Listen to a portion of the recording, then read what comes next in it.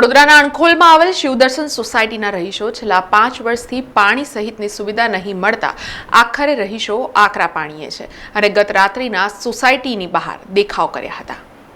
TP25 અણખોલ draft મંજૂર થઈને આજે લગભગ 5 વર્ષ પૂરા થઈ ગયા છે। તેમ છતાં TP25 અણખોલના રહીશોને આવશ્યક સેવાઓ જેવી કે પીવા માટે નિયમિત સ્વચ્છ અને પર્યાપ્ત પાણી, ડ્રેનેજ વ્યવસ્થા, સ્ટ્રીટ લાઇટ, સંપૂર્ણ કનેક્ટિવિટી ધરાવતા પાકા રોડ રસ્તાઓ વગર રહેવા લોકો મજબૂર બન્યા છે અને ન તો વુડા કે ન તો શિવદર્શનના બિલ્ડરો આ આવશ્યક સેવાઓ આપતા નથી, જેને લઈને ગઈકાલે રાત્રે સોસાયટીના રહીશો એકત્રિત થઈને વિરોધ પ્રદર્શન કર્યું હતું। સાથે સાથે સોસાયટીની બહાર મોટા બેનરો લગાડવામાં આવ્યા હતા, જેમાં શિવદર્શન ડુપ્લેક્સના રહીશો દ્વારા બિલ્ડર તથા વુડાના અધિકારીઓને ભગવાન સદબુદ્ધિ આપે તે માટે સુંદરકાંડ પાઠનું આયોજન રાખવામાં આવ્યું હતું। સૌથી પહેલાં જય હિન્દ, જય ભારત। વિરોધના ઘણા બધા પ્રકાર હોઈએ છીએ, પણ અમે અહિંસામાં માનીએ છીએ, અમે ન્યાયમાં માનીએ છીએ અને અમે એકત્રિત થવામાં માનીએ છીએ, જેથી કરીને આજે બધી સોસાયટીના લોકો એકત્રિત થઈને એક મંત્રત્વમાં એવો નિર્ણય લીધો છે કે આપણે વિરોધ તો કરવો છે, પણ કાનૂનની સામે આંખથી આંખ નહીં મળાવીને પણ નમીને કરવાનું છે।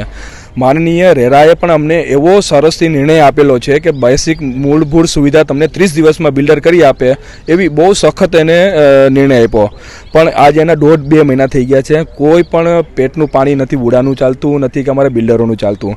હવે આજે અમે શું છે, સુંદરકાંડના પાઠ રાખેલા છે, એ સિવાય નાનું એવું ભજનનું પ્રોગ્રામ છે, એ સિવાય નાના આજુબાજુ સોસાયટીના લોકોને પણ અમે આમંત્રિત કર્યા છીએ અને અમે એમને કે ભગવાનનું નામ લઈએ અને આપણા આવી વાઇબ્રેશન, પોઝિટિવ વાઇબ્રેશન અમારે અહીંથી ઉઠે। આજે અહીંયા આજુબાજુમાં 500 મીટર સુધી કોઈ પણ એક ઝૂંપડું નથી। એનું એક જ કારણ છે કે અહીંયા એટલી ગંદકી ફેલાયેલી છે, ચારે બાજુ તમે ફોટામાં પણ જોઈ લો, તમે રૂબરૂ પણ જોયેલું છે કે એટલું પાણીનો દૂષિત બદબુ આવે છે કે આજુબાજુમાં કોઈ ઝૂંપડામાં રાખવા માટે પણ કોઈ તૈયાર નથી, પણ એવી પરિસ્થિતિમાં અમે લોકો રહેવા તૈયાર છીએ અને ફરીથી બે હાથ જોડીને બધાને નમ્ર વિનંતી કરું છું કે અમારા ઉપર ધ્યાન દો। પાણીની લાઇનની ગટર અમારા ગેટ સુધી આવેલી છે, પણ એને જોડાણ કરવા માટેના પણ ન કરવા જેવા બહાના આપે છે, ન કરવાના એવા અમારી પાસેથી પરિપત્રો માંગે છે કે નહીં તમે આ કરી દો તો તમારું આ કરી દો, આ કરી દો। અમે તો સુવિધા લેવાવાળા છીએ, અમે તો પૈસા દઈને અહીંયા રહેવા આવ્યા છીએ, પણ અમે બધું ન કરી શકીએ, કારણ કે એક રહેવાસી તરીકે અમારી પણ એક લિમિટ હોય છે। તો બધી જગ્યાએ પૈસા જ વાપરવા હતા તો પછી અમારે બીજી જગ્યાએ જવાની જરૂર હતી, નહીં કે અમારા સ્વખર્ચે બધું કરવાની જરૂર હતી। સમાચારોના સતત અપડેટ માટે TNN ન્યૂઝને YouTube પર સબસ્ક્રાઇબ કરી બેલ આઇકોન પ્રેસ કરો અને અમારી સાથે જોડાયેલા રહો Facebook, Instagram અને Twitter ઉપર।